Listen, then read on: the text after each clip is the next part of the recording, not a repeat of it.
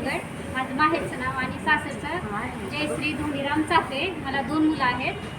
एक मुलगा जॉब करतो, 25 वर्षाचा आहे तो, आणि छोटा मुलगा 22 वर्षाचा आहे. तर छान फॅमिली आहे.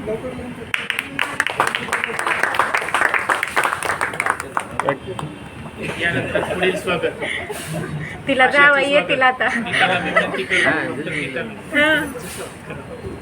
माझं दीपाचं त्याच्या लवकरच लग्न झालं.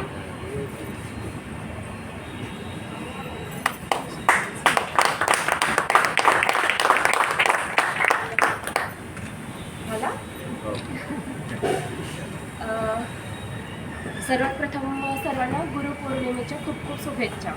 माझं नाव आशा शहापुरे आणि लग्नानंतरचं नाव लग्नाआधीचं आशा पवार, लग्नानंतरचं आशा शहापुरे.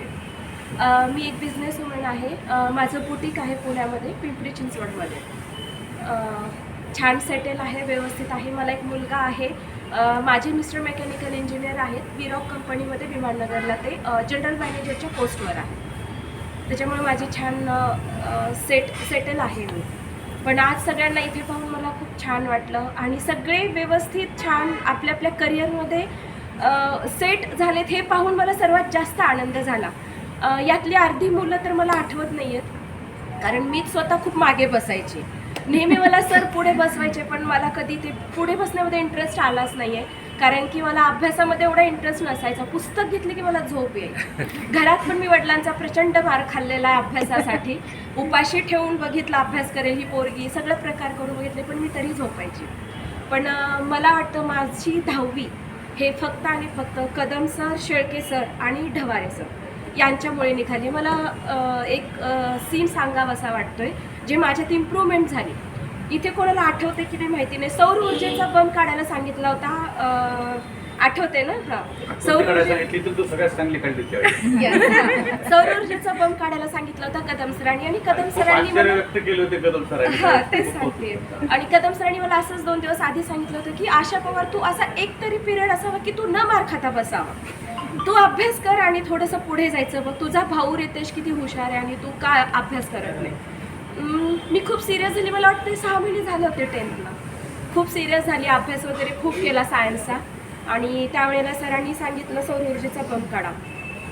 मला अनएक्सपेक्टेड होतं की अख्खा क्लास उभा राहील हे मला एक क्षणही वाटलं नव्हतं. त्यात मी एकटी काढेन हे मला आजही विश्वास बसत नाही आहे. आणि त्यावेळेला सगळी हुशार असणारी, इव्हन रितेश, सनी देवल, अर्चना, सीमा, मेघा सगळ्या उभ्या होत्या. कोणीही काढलं नव्हतं आणि मी एकटीने तो सौर ऊर्जेचा बंब काढून कंप्लीट करेक्ट नावं दिली होती.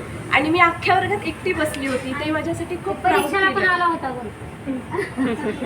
आला होता का? अच्छा. आणि सरांनी जेव्हा मला छडी आणायला सांगितलं होतं आणि जेव्हा मला कौतुक केलं होतं, तेव्हा मला छडी आणायची बिलकुल इच्छा नव्हती, कारण की सगळेच उभे होते. मला खूप वाईट वाटत होतं की सर खूप तापले होते आणि आता हे खूप बेदम मारणार आहे हे मला माहिती होतं. आणि मुख्य म्हणजे रितेश उभा होता, मला रितेशला मार नव्हता द्यायचा. आणि सरांनी मला छडी आणायला पाठवलं होतं.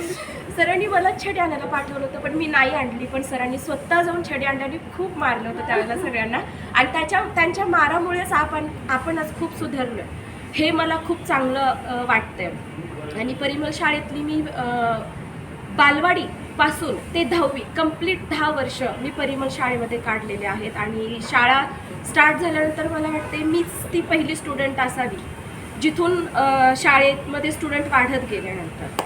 म्हणजे माझी 10 वर्षाची तिथे ओळख आहे आणि मी खूप जास्त परिमल शाळेशी अटॅच आहे. खूप जास्त क्लासमधल्या सगळ्यांशी अटॅच आहे. म्हणून मला खूप अशी कळकळून आणि तळमळून इच्छा होती की आपण सगळ्यांनी भेटावं, कारण मी नेहमी खूप या आठवणीत असते. मला नेहमी हे रिमाइंड होतात शाळेच्या गोष्टी. इवन माझ्या मुलाला पण मी माझ्या वर्गातली खूप एक्झाम्पल देते, आम्ही असं करायचो तसं करायचो. पण आजकालची मुलं शेवटी आजकालची मुलं तुम्ही एवढे शिकले हे नका सांगू, शेवटी बोलतात असते. कारण की तेव्हाच्या त्यांच्या मार्क्सला आपल्या आणि आत्ताच्याला खूप डिफरन्स आहे.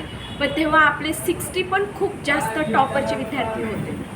त्याच्यामुळे मी खूप जास्त अटॅच आहे सगळ्यांशी आणि मला सगळ्यांना भेटून खूप छान वाटतंय, खूप आनंद झाला. आणि हा मोमेंट कधी संपू नये, हा असंच चालत राहावा हे मला खूप वाटतंय. पण हा मोमेंट पुढे पुढे चाललाय, त्याच्यामुळे मला खूप कसतरी वाटतंय. पण ठीक आहे, जे आहे ते एन्जॉय करतोय, छान वाटतंय. असंच भेटत राहू, परत परत भेटत राहू.